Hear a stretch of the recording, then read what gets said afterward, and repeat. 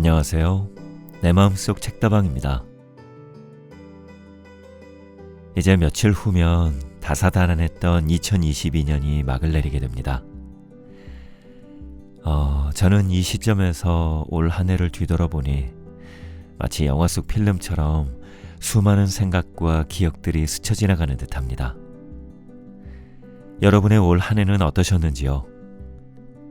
오늘은 한 해를 마무리하면서 나 자신과 내가 지나온 길을 되돌아볼 수 있는 시간을 가져보려고 합니다. 그래서 오늘 여러분께도 그런 시간을 선물해 드릴 수 있는 좋은 책을 들려드리려고 해요. 오늘 들려드리는 이 책을 통해 여러분께서도 한 해를 잘 마무리하시고 더 희망찬 새해를 준비하실 수 있는 계기가 되시길 바라겠습니다. 그럼 이제 내 마음속 책다방 문을 열겠습니다.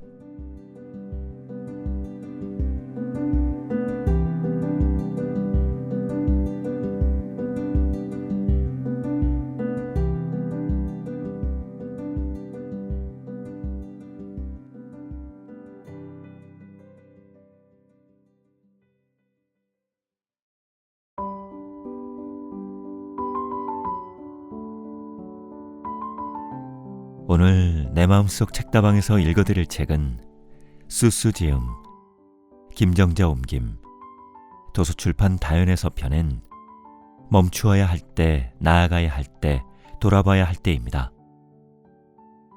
멈추어야 할 때, 나아가야 할 때, 돌아봐야 할 때를 집필한 저자는 인간을 지구를 여행하는 나그네라고 부릅니다. 때문에 우리가 이곳을 여행할 기회는 단 한 번뿐이라고 말합니다. 여행에서 중요한 것은 장비도 동반자도 목적지도 아니고 단지 즐거운 마음가짐 하나면 된다고 말합니다. 이러한 마음가짐은 가벼운 정신과 성실한 태도에서 시작된다고 보고 적당히 여유 있는 마음을 가질 때 경쾌한 인생을 살 수 있다고 말하고 있습니다. 이것이 이 책의 철학이자 믿음이기도 합니다. 저자는 이 책을 통해 때로는 멈추고 때로는 나아가고 때로는 돌아보는 인생을 통해서 가장 행복한 지구여행자가 될 것을 권하고 있습니다. 멈추어야 할 때, 나아가야 할 때, 돌아봐야 할 때는 얽히고 설킨 인생의 매듭을 풀고 피곤하지 않게 사는 방법을 소박한 스토리와 담백한 인생 철학, 그리고 다양한 전문적 지식을 융합해 입체적으로 풀어내고 있습니다.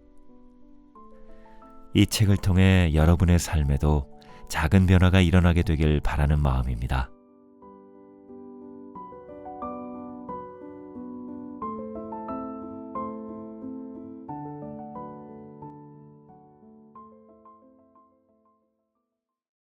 멈추어야 할 때, 나아가야 할 때, 돌아봐야 할 때. 수수지음, 김정자 옮김. 챕터 1. 삶이 피곤한 게 아니라 마음이 피곤한 것이다. 1. 나를 위해서가 아니라 남을 위해 산다?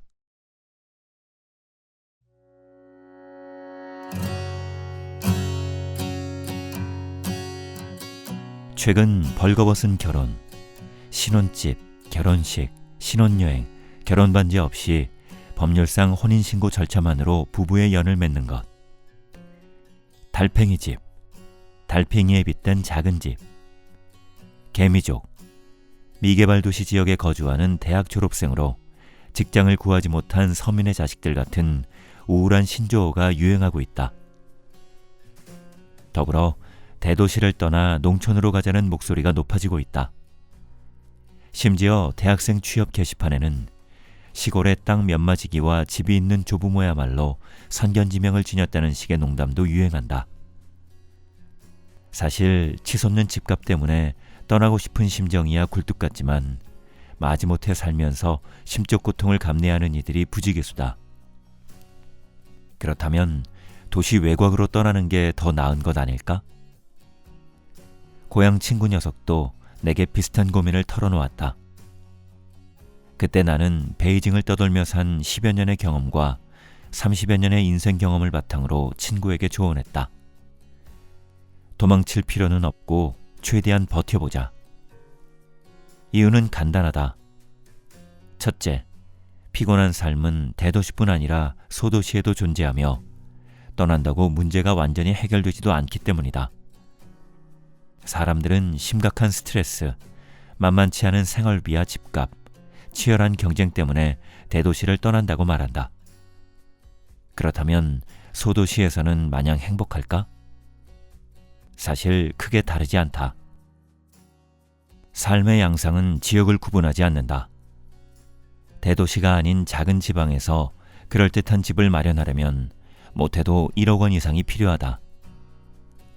게다가 작은 지역일수록 친밀한 인간관계가 형성되어 있기에 관혼상제, 입학식, 환갑 등 행사가 있을 때마다 크게 음식상을 차려야 한다. 심지어 주변에 경조사가 많으면 생활비 중 부조금이 차지하는 비율이 엄청날 때도 있다. 그 밖에도 지방은 임금이 높지 않다. 이런 상황을 고려했을 때 재벌 이사나 고위 공무원 집안 출신이 아니고 캥거루족으로 살 것이 아니라면 소도시에서의 삶도 생각만큼 녹록지 않을 것이다. 둘째, 마음이 지친 사람은 대도시를 떠나 지방으로 도망쳐도 전혀 소용이 없다. 피로함은 심리적인 문제이지 지역의 문제가 아니기 때문이다. 사는 게 피곤한 이유는 사람 때문이지 도시 때문이 아니다. 마음이 피곤한 이유는 내면에서 비롯된다. 심리질환 환자는 불안정한 심리 상태, 부정적인 태도, 부적절한 자아인식과 관련이 있다. 이런 것은 사는 지역을 바꾼다고 해결될 문제가 아니다. 마음이 피곤한 원인을 내면이 아니라 생활 환경 탓으로 돌린다면 꼬마가 탁자에 부딪혔을 때 자기 부주의함이 아니라 그 자리에 있던 탁자를 탓하는 것과 뭐가 다르겠는가? 크게는 시정에 숨고 작게는 초야에 숨는다는 말이 있다. 마음을 열고 싶지 않다고 무릉도원으로 도망치면 도연명이 될 수도 진정한 해방감도 느낄 수 없을 것이다. 평온을 유지하지 못하면 어디를 가든 피로를 떨쳐내지 못할 것이며 비참한 지경에서 빠져나올 수 없을 것이다. 먼저 심리적인 문제를 해결해야 한다. 마음의 문을 활짝 열고 올바른 태도와 건강한 심리 상태에 대해 끊임없이 공부하고 정진하여 능력을 키운다면 어디에서든 편안하게 살 수 있다. 진심으로 한번 자문해보자. 과연 나는 나를 위해 사는가, 남을 위해 사는가? 이 물음에 명확히 답할 수 없다면 분명 지금 피곤하게 살고 있는 것이다. 사람은 대부분 타인의 기대와 희망에 의지한 채 살아간다. 우리가 인생이라는 경주에서 목적지를 향해 전력 질주하는 까닭은 사회로부터 인정과 박수갈채를 받아 부러움의 대상이 되고자 하는 욕망 때문이다. 그래야 삶의 가치를 확인하고 성취감을 느낄 수 있을 테니 말이다. 그러나 평생 타인의 인정을 받기 위해 무언가를 찾아 헤맨다면 행복과 즐거움은 영원히 멀어질 것이다. 사회의 범속한 평가는 개성을 죽이고 세속적 비평은 그 대상을 가둔다.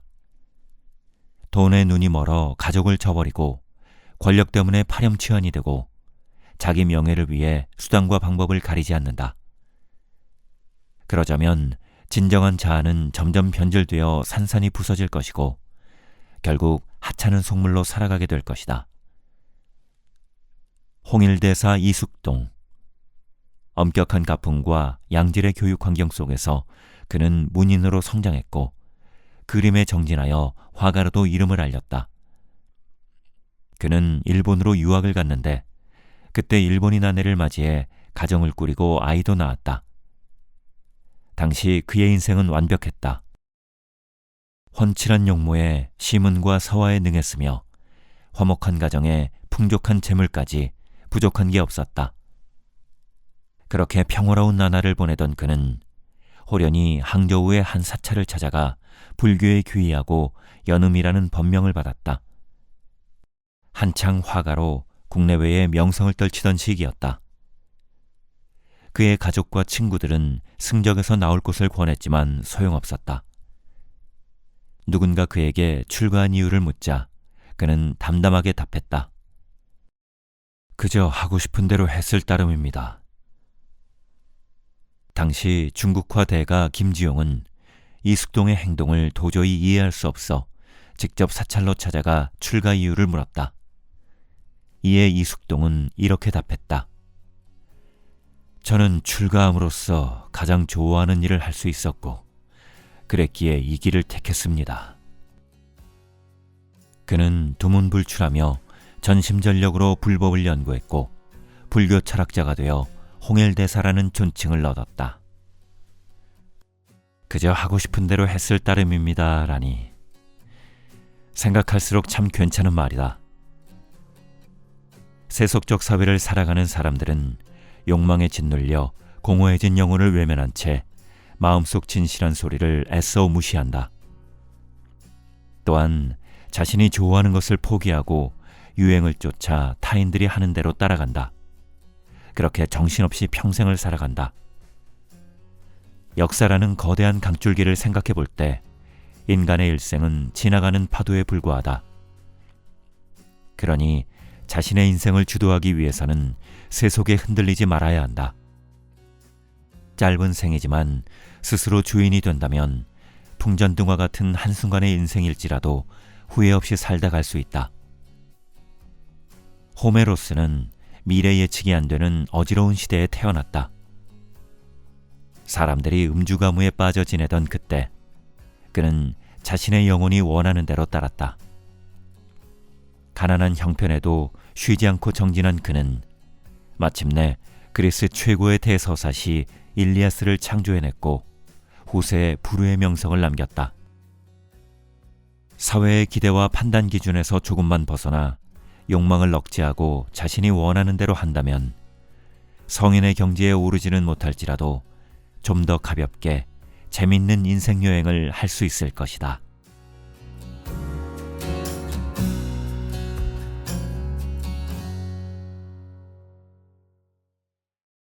2. 체면치레와 허영심으로 끝없는 비교의 늪에 빠지다.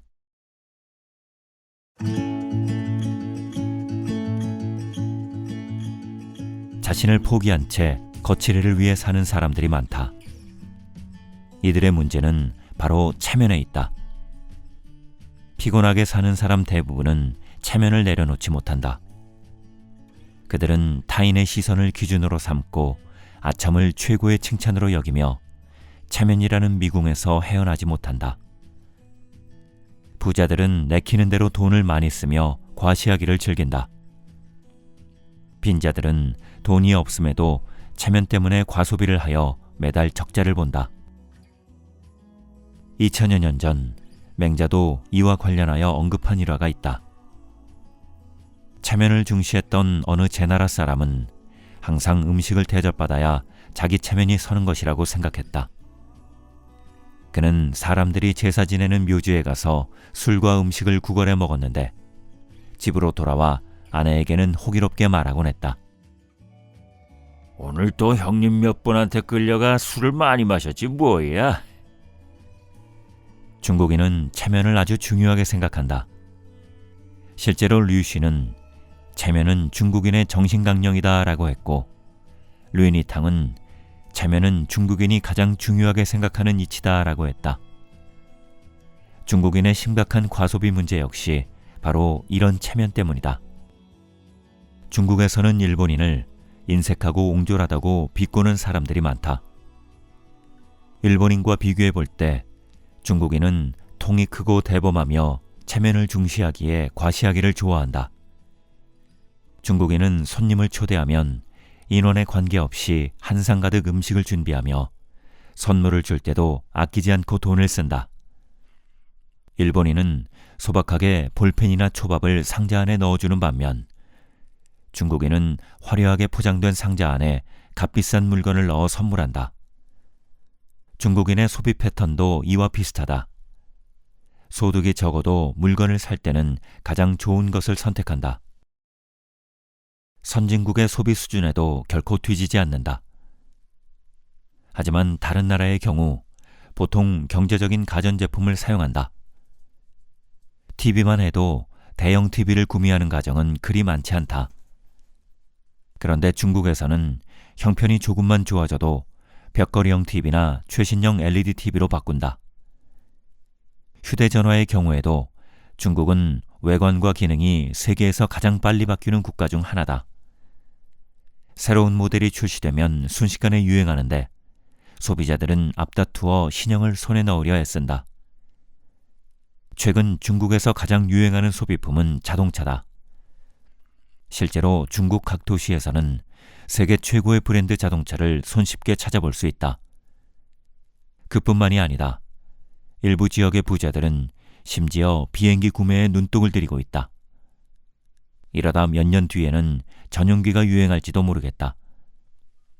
경제가 발전하고 주민 생활의 수준이 향상되었다면 이러한 소비 풍조를 질책할 수만은 없을 것이다.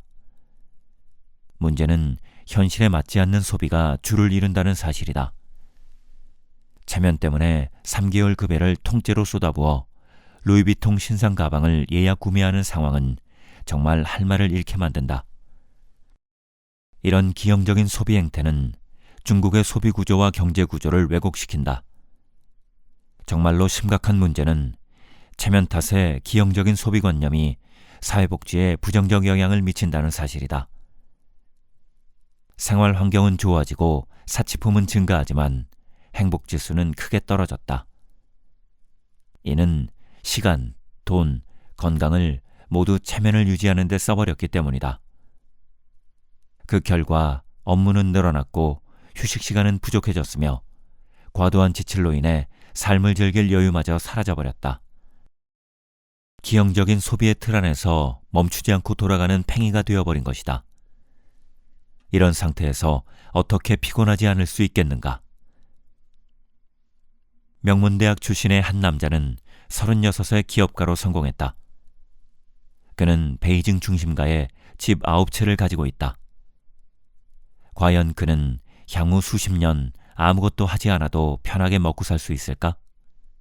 아니면 그 역시 개미족이나 달팽이족처럼 스트레스를 받으며 피곤하게 살까? 사실 이 성공한 기업가의 삶은 보통 사람들보다 훨씬 더 피곤하다. 그는 상상 이상의 고통을 날마다 감내하고 있는데 심지어 죽지 못해 살다시피 하고 있다고 푸념한다. 컴퓨터 회사를 운영하고 있는 내 지인의 실상이다. 그는 항상 흥분한 말투로 우는 소리를 한다. 사람들은 무슨 돈으로 타운하우스를 사고 별장을 사는지 모르겠어. 내가 가진 건 고작 성냥갑 같은 아파트 몇 채인데 말이야. 한때 나 역시 집을 한 채 사볼까 하는 생각을 했다. 하지만 그의 고민거리를 알고 난 후 바로 포기했다. 집이 많을수록 자랑하고 싶어질 것이고 자랑하다 보면 남들과 비교하게 될 것이고 그러다 보면 남들보다 못하다고 느낄 것이고 결국 고통스러워질 것이 자명했다. 그것은 내가 원하는 결과가 아니다. 성공한 사람의 고통스러운 삶이 우리에게 말해주는 것은 무엇일까? 허영심에 이끌려 한 번 비교하기 시작하면 끝없는 비교의 늪에 빠지고 만다는 사실이다. 허영심은 인간의 본성이다. 태어날 때부터 DNA에 들어있는 것으로 허영심이 없는 사람은 없다. 세상에는 나보다 잘생긴 사람, 좋은 조건을 가진 사람이 수없이 많다. 하루아침에 벼락부자가 되었다는 이야기도 종종 들려온다. 이런 소식은 사람들 마음에 파문을 일으키고 시기심을 발동하는데 더불어 허영심을 생성한다. 허영심은 사람들의 정신건강에 부정적인 영향을 미친다. 처음에는 잔물결에 불과했던 허영심이 점차 사람들의 성취욕을 자극하며 나날이 커져간다. 이렇게 통제력을 잃은 허영심은 사람들의 욕망을 폭발시키고 급기야 비교의 늪으로 내몬다. 계란광주리 A는 오랫동안 기다려도 아무도 거들떠보지 않아 외로웠는데 또 다른 광주리 B는 파리와 개미떼에 둘러싸여 항성북적였다. A는 B가 부러워 비결을 물었다. 구멍을 내면 더는 외롭지 않을 거라는 B의 말에 A는 스스로 몸을 깨 구멍을 만들었다. 그랬더니 B의 말대로 파리들이 몰려들었다. A는 기분이 좋았다. 하지만 시간이 흐르자 악취가 풍기기 시작했고 후회하기에는 돌이킬 수 없는 지경에 이르렀다. A는 결국 주인에게 버림받았다. 이 우화가 말하고 있는 것은 무엇일까? 허영심이 많은 사람은 남과 비교하길 좋아한다. 남이 가진 것은 자기도 가져야 하고 항상 남들보다 더 좋은 것, 더 많은 것을 원한다. 하지만 하나를 원하면 곧 그것보다 더 나은 것을 원하고 그렇게 또다시 더 나은 것을 원하는 그들의 욕망은 영원히 끝나지 않는다. 허영심에 빠져 비교 게임을 시작하면 더는 평화로운 일상을 기대할 수 없다. 미국인의 허영심은 하늘을 찌른다. 호화주택, 비행기, 유조선을 손에 넣은 그들의 경쟁은 우주로까지 이어진다. 일례로 21세기 진입 후 미국의 달 표면 판매 사업이 시작되었다. 사업을 주관한 달 대사관은 이미 세계 각국에 판매 대리점까지 세웠다. 달 표면은 1평방미터당 36달러에 거래된다고 한다. 판매자에게 계약금을 지불한 구매자는 달 표면 소유권 증명서와 자세한 자료를 제공받는다. 구매자는 지구에서 천체 망원경으로 자신이 구매한 토지를 관측할 수 있고 지하자원 탐사와 채굴을 진행할 권리를 가진다. 듣기만 해도 황당한 이야기지만 부자들은 이를 하나의 놀이로 생각하고 아낌없이 돈을 투자한다. 사실 그들은 돈을 주고 달에도 내 땅이 있다는 허영심을 사는 것에 불과하다. 이 매매를 통해 구매자는 어떠한 이익도 얻을 수 없고 법률적인 보장도 받지 못하기 때문이다. 그냥 판매자만 어부지리로 돈을 버는 것이다. 이처럼 지나친 허영심은 사기꾼들의 먹잇감이 될 뿐이며 당사자는 헛된 명성 외에 아무것도 얻지 못한다. 경제발전의 수준이 높지 않은 국가라면 일과 생활에서 체면치레는 가장 큰 걸림돌이 된다. 실질적이고 본질적인 것을 추구하되 체면은 주머니 깊숙한 곳에 넣어두자. 그렇게 소박한 생활을 한다면 삶의 무게가 훨씬 가벼워질 것이다. 자신의 것이 아닌 것을 애써 탐하지 말고 무의미한 피로로 유한한 생명을 갉아먹지 말아야 한다. 허영심을 없애면 불필요한 걱정과 피로가 사라질 것이다. 자연히 일과 생활이 안정될 것이다. 유혹이 다가와도 흔들리지 않을 것이며 이해득실을 마음에 두지 않으니 칭찬이나 모욕에도 초연할 것이며 무엇보다 자신이나 남의 탓을 하지 않을 것이다. 요컨대 허영심을 내려놓으면 세상을 보는 시야가 넓어지고 삶에 대한 만족감도 크게 증가할 것이다.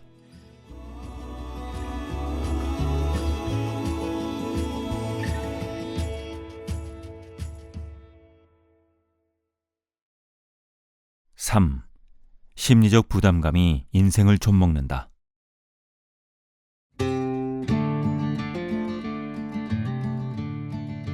(30대) 외모를 가진 20대도 있고 50대 신체를 가진 30대도 있다. 대중교통을 이용하여 출퇴근한다면 한번 유심히 살펴보라. 피곤에 절어 축 늘어진 어깨들, 허공 어딘가를 헤매는 초점 잃은 눈동자들, 칙칙하도록 누렇게 뜬 얼굴들. 마음이 피곤하다는 것은 심리적 부담감은 물론 스트레스가 크다는 의미다. 스트레스는 일과 생활뿐만 아니라 건강에도 심각한 영향을 미친다. 무엇보다도 스트레스는 노화를 촉진시킨다. 최근 베이징의 한 시민건강검진센터에서 500명을 대상으로 체질 검사를 실시했다. 그 결과 약 80%의 사람들 신체 나이가 실제보다 많게 나왔다. 또 다른 연구에 따르면 중국 고소득층의 노화 속도가 서구의 수준을 초과했다고 한다. 그 때문인지 요즘 중국에는 아건강이라는 신조어가 유행하고 있다. 이것은 두뇌를 과도하게 사용하여 평소 건강이 좋지 않고 업무 스트레스가 큰 상태를 일컫는 말이다. 이는 정신적, 심리적 문제가 많고 각종 신체 지수가 계속 하락하는 상태를 가리킨다.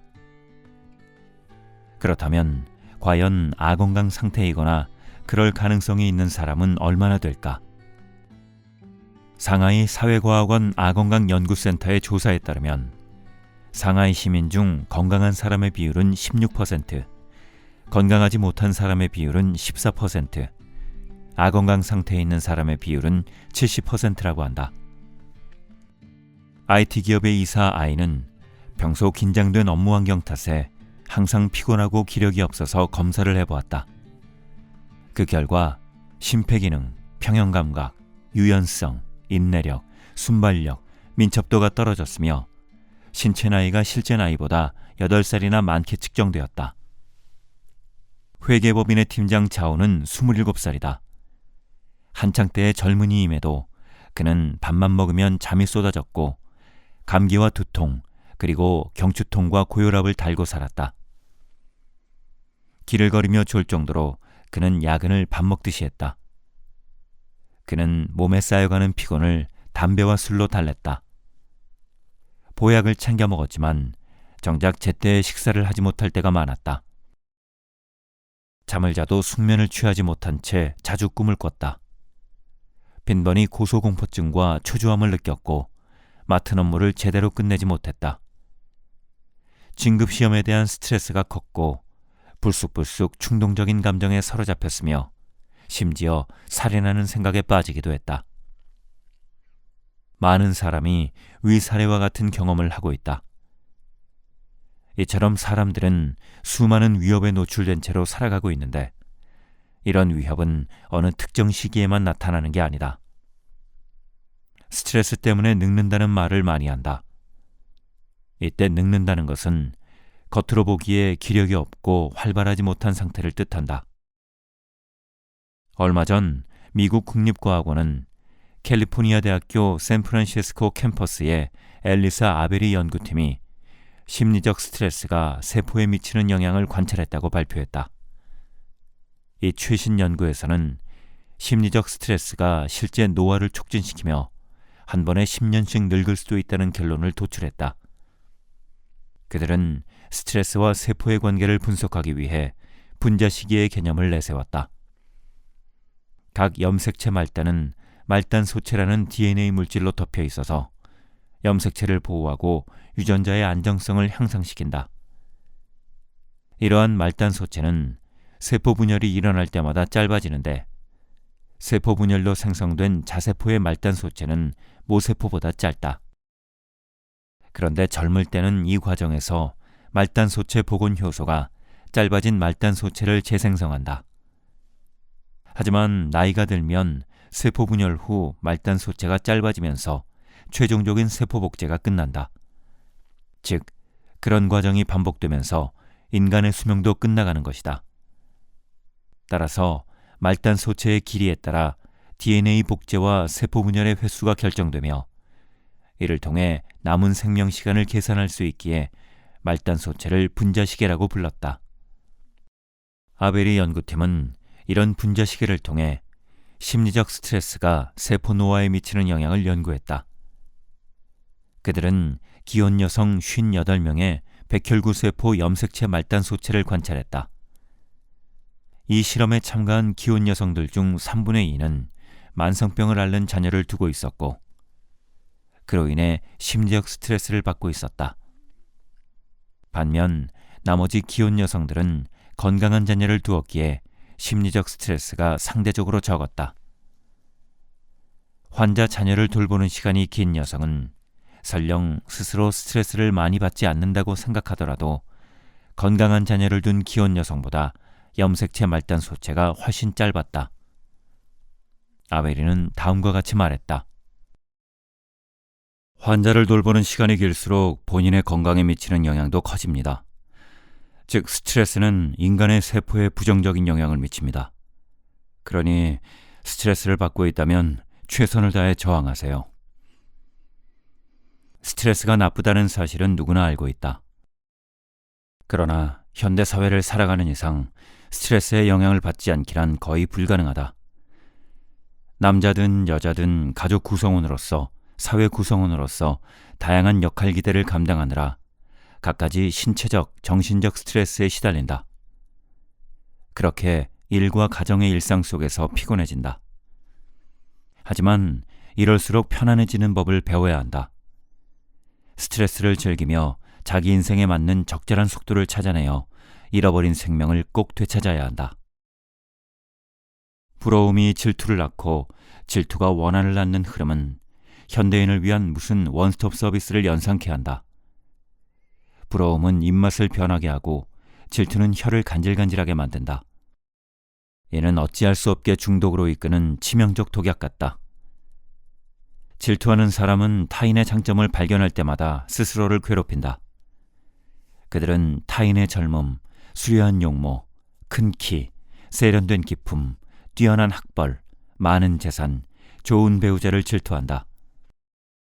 질투가 심하다 보니 자기보다 잘난 부분을 외면한 채 어떻게든 그 대상을 갖가지 트집으로 깎아내린다. 심지어 비열한 꼼수로 상대를 함정에 빠뜨려 괴롭히기도 한다. 이렇게 사는데 어찌 피곤하지 않겠는가? 질투 때문에 피곤한 인생을 산 대표적 군상은 고대 후궁들이다. 소설 대청후궁에는 착하고 욕심없는 서림춘, 탐욕스러운 란헌, 수단과 방법을 가리지 않고 입궁하려는 행하가 등장한다. 이 세 여인 모두 차리범을 깊이 사모한다. 란헌은 차리범이 서림춘을 바라볼 때마다 질투심에 치를 떨며 그녀를 모함할 계략을 세운다. 서림춘은 후궁들과의 암투에 휘말리지 않고 자유롭게 사는 길을 택하는데 차리범은 그녀 외에 다른 후궁들에게 눈길을 주지 않는다. 이 소설 속의 등장인물들, 즉 황자와 황손, 황후와 후궁, 궁녀와 환가는 너나 없이 지나친 질투심 때문에 평생을 계략과 암투 속에서 피곤한 삶을 살아간다. 우리의 인생도 이와 다르지 않다. 인생이라는 무대에서 질투심이 강한 인물은 안정된 삶을 살기 어렵다. 그들은 이리저리 머리를 굴려 상대를 무너뜨리려고 하지만 마지막에 만신창이가 되는 것은 바로 자신이다. 질투심은 거꾸로진 칼과 같다. 타인에게 겨눈 것이 결국 자기 심장에 상처를 내기 때문이다. 한 농부를 주인으로 섬기는 사냥과 나귀가 있었다. 농부는 항상 나귀에게 더 많은 먹이를 주었는데 사냥은 그 때문에 질투심에 사로잡혀 있었다. 어느 날 마침내 사냥은 나귀를 괴롭힐 계략을 세웠다. 사냥이 나귀에게 말했다. 나귀야, 주인이 널 별로 안 좋아하는 것 같아. 매일 힘든 일만 시켜서 널 피곤하게 만들잖아. 그럼 내가 어떻게 하는 게 좋을까? 미친 척 날뛰다가 도랑에 빠지면 편히 쉴 수 있을 거야. 나귀는 사냥의 말대로 도랑에 빠졌고 심지어 크게 다쳤다. 다친 나귀를 발견한 농부는 급히 수의사를 불렀다. 진찰을 끝낸 수의사가 말했다. 사냥의 허파를 상처 부위에 붙이면 바로 나을 겁니다. 농부는 즉시 사냥을 죽여 허파를 꺼냈고 그것을 나귀의 상처 부위에 붙였다. 나귀를 해치고 농부의 사랑을 독차지하려고 한 사냥은 그 질투심 때문에 결국 어처구니 없는 결과를 맞은 것이다. 프랑스 사실주의 문학의 거장 오노레 드 발자크는 질투심에 관하여 이렇게 말했다. 질투하는 자의 고통은 그 어떤 고통보다 크다. 그들은 자신의 불행과 타인의 행복으로 인해 고통을 받는다. 질투는 타인을 증오하는 것에서 시작해 자신을 상처내는 것으로 끝낸다. 질투를 좋아하는 사람은 그래서 40살임에도 50살의 얼굴을 하고 있다. 지금 과연 몇 살의 얼굴로 살아가고 있는가? 주변에 자신보다 뛰어난 사람들을 비뚤어진 마음으로 봐서는 안 된다. 세상 만물은 각자의 장단점을 가지고 있다. 도자기는 깨지기 쉽지만 녹슬지 않고 강철은 녹슬기 쉽지만 견고하다. 도자기와 강철이 서로 다른 장점을 가지고 있듯이 사람 또한 마찬가지다. 외향적인 사람과 내성적인 사람 모두 저마다 장단점을 가지고 있다. 내가 가지지 못한 무언가를 타인이 가지고 있듯 나 역시 타인이 가지지 못한 그 무언가를 가지고 있다. 그렇게 만물은 공생하며 함께 발전해 나간다. 그게 세상의 이치다. 물론 다른 사람에게서 장점을 발견했다면 나 또한 그와 같은 장점을 가질 수 있도록 노력할 필요는 있다. 노력한 만큼 얻게 마련이다. 이제 타인을 향한 질투심 따위는 걷어내고 그 부러운 부분을 지속적인 자기개발로 채워보자.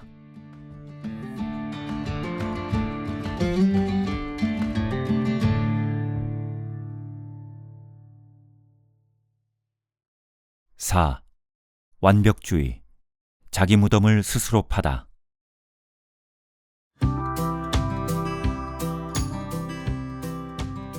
일본 메이지 시대 미술계의 이론적 지도자 오카쿠라 덴신의 저서 차 이야기에 다음과 같은 일화가 나온다. 다도의 성인으로 유명한 센노 리큐는 아들 시오안이 정원을 청소하는 모습을 지켜보았다. 그는 마침내 청소를 끝낸 시오안에게 말했다. 아직 다 청소하지 않았구나. 시오안은 다시 시간을 들여 청소를 한 뒤 말했다. 아버님, 이제 더는 청소할 곳이 없습니다. 계단은 3번이나 쓸었고 석등도 여러 번 닦았습니다. 나무에 물도 다 주었고 이끼도 반짝반짝 윤이 납니다. 보십시오. 바닥에 먼지 하나 없이 깨끗합니다. 리큐는 아들을 질책했다. 어리석구나. 이것은 정원을 청소한 게 아니라 결벽에 가깝구나. 그는 정원의 나무를 흔들어 알록달록 물든 나뭇잎을 바닥으로 떨어지게 만들었다. 정원을 청소할 때는 청결뿐 아니라 자연미도 중시해야 한다. 사실 리큐는 아들의 지나치게 엄격하고 완벽한 태도를 지적한 것이었다. 쇼와는 자연스러움까지 저버린 완벽함 때문에 자신을 피곤하게 하고 있었다. 무슨 일을 하든 중용의 태도와 평상심을 유지하는 것이 중요하다. 자신에 대한 엄격함과 부지런함은 미덕이지만 철두철미한 완벽주의는 자기 수련에도 이득이 되지 않으며 즐거움과도 거리가 멀다. 자신을 지나치게 혹사시키는 사람들은 자신이 세상에서 가장 완벽한 존재가 되길 원한다. 그들은 완벽해지기 위해 중요하지 않은 사소한 것 하나까지 신경 쓰느라 막대한 정력과 시간을 허비한다. 이쯤에서 우리 자신은 미련한 완벽주의자가 아닌지 한번 확인해 볼 필요가 있다. 집바닥이 깨끗한지 계속 신경 쓰며 조금만 더러워도 청소를 한다. 머리카락이 약간만 흐트러져도 계속 빗질을 한다. 집안이 어질러지는 것을 참지 못하기에 계속 정리를 한다. 자기 의견에 불확실한 부분이 있으면 아예 말을 하지 않는다. 경기 승리를 위해 전날까지 쉬지 않고 연습한다. 좋은 대우와 높은 직위, 그리고 편안한 일자리를 찾을 때까지 계속 구직 활동을 한다. 이상적인 배우자를 만나기 위해 매번 만남에 신중을 기한다. 사업 계획을 많이 세우지만 최종 결정은 유보한다 등등. 당신은 어떤가? 완벽한 인생을 산다는 것은 사실 실현 불가능하다. 완벽의 강박관념은 고독, 초조, 불안, 의심을 불러올 뿐이다. 그러니 완벽에 매달릴수록 우리의 정신은 지속적인 고통에 시달릴 뿐이다. 완벽함을 추구하기 위해 평생의 정력을 쏟는다면 노인이 되어 지난날을 돌아볼 때 완벽히 처리한 하나의 일을 제외한 나머지는 엉망진창이 되었음을 깨닫게 될 것이다. 즉, 완벽주의자들은 한쪽 발을 아름다운 함정에 빠뜨린 것과 같다. 이 함정에 빠지면 삶의 즐거움을 느끼지 못한다. 이들은 자신에 대한 엄격한 요구 때문에 뭐든지 남보다 뛰어나고 잘나야 한다고 생각한다. 하지만 현실과 이상은 다르다.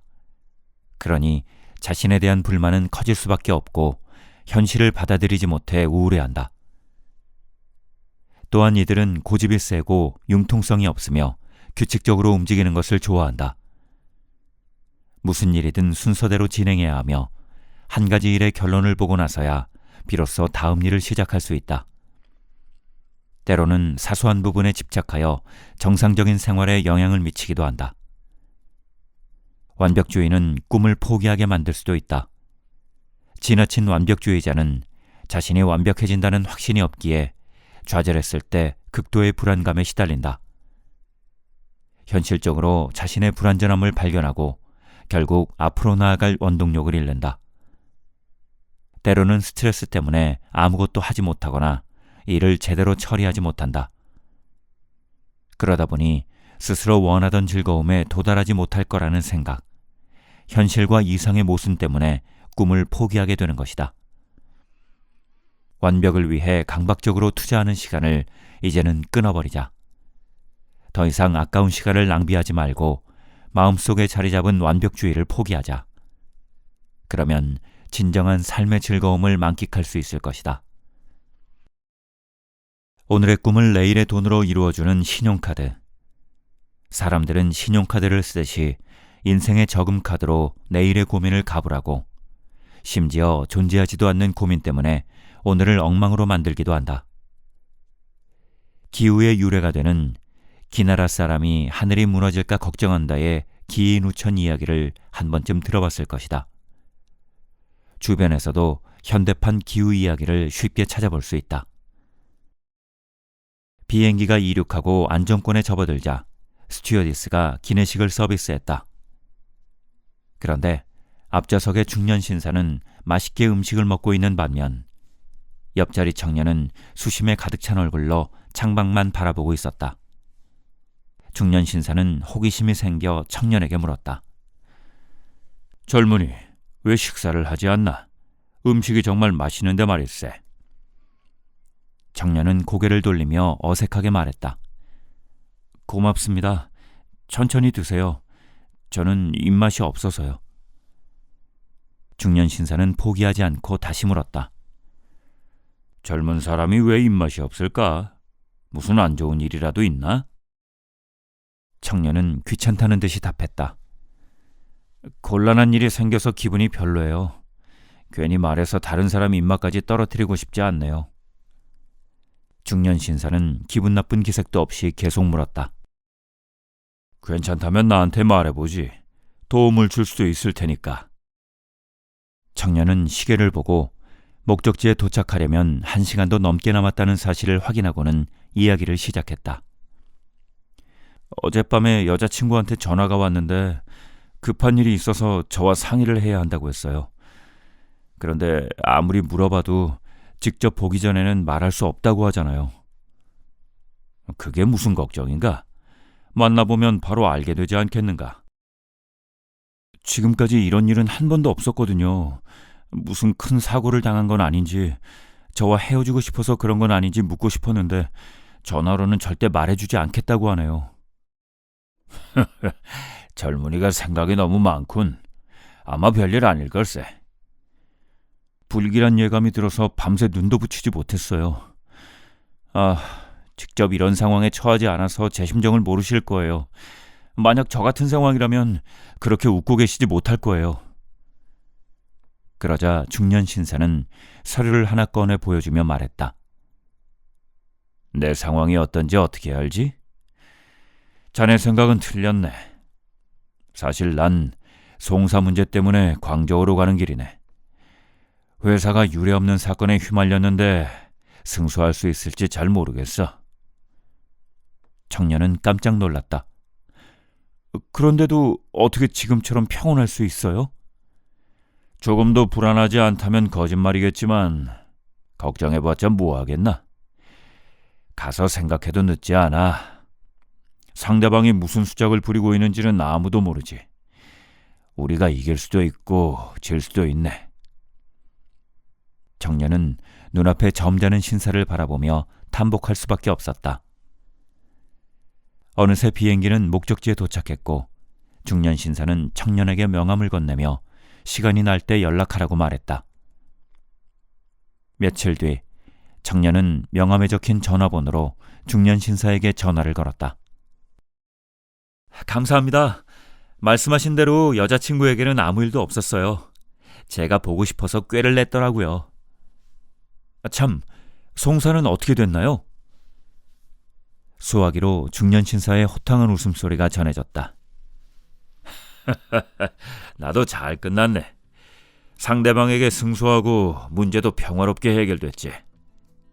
젊은이, 내 말이 맞지 않나? 무슨 일이든 미리 걱정해봤자 아무런 도움이 되지 않는다네.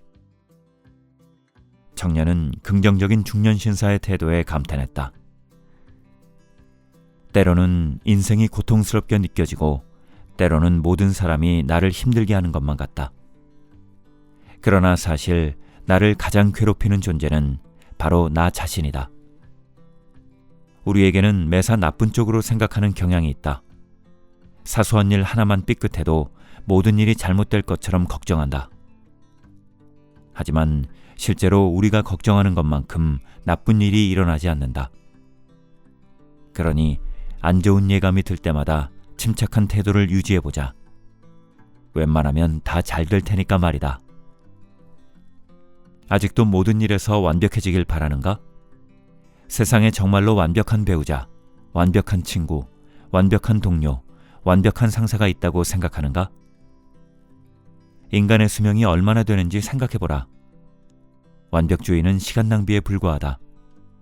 지나친 완벽 추구로 남는 것은 더 완벽해지지 못한 것에 대한 탄식뿐이다.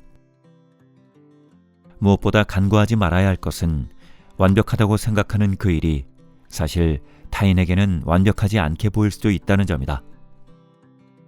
걱정과 고민은 자신을 올가매는 밧줄과 같다. 이런 불필요한 감정의 낭비는 스스로를 허구의 늪으로 빠져들게 한다. 오늘을 충실히 산다면 어떤 위기도 기회로 바꿀 수 있다. 그러니 인생의 저금 카드로 고민을 가불하지 말라.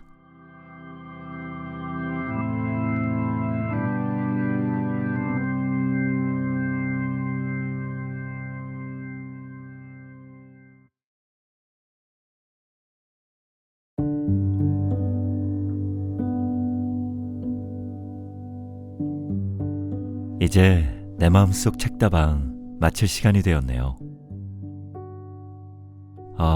오늘이 내 마음속 책다방 2022년의 마지막 방송입니다. 9월에 시작한 게 바로 엊그제 같은데 벌써 4개월이나 지나 어느새 해가 바뀌게 되었네요. 올해는 여러분을 만나 너무 뜻깊고 행복했습니다. 새해에도 여러분과 더 좋은 시간을 함께할 수 있게 되길 바랄게요. 여러분, 올 한 해 정말 수고 많으셨습니다. 새해에도 건강하시고 좋은 일만 가득하시길 기원하겠습니다. 저는 2023년 새해에 새로운 책을 가지고 다시 인사드릴게요. 오늘도 올해도 함께 해주셔서 감사합니다.